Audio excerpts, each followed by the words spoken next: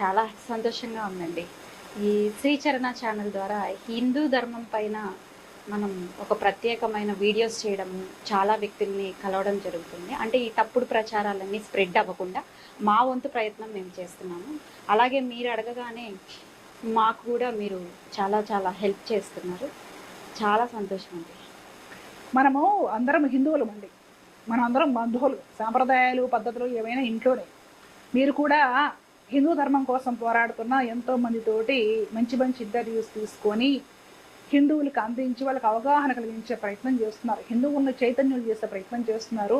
ఒక మహిళగా మీరు ఇంత భారం తీసుకొని మీరు చక్కగా నెరవేరుస్తున్నారు. అందులో నాకు చాలా ఆనందంగా ఉంది, గర్వంగా కూడా ఉంది.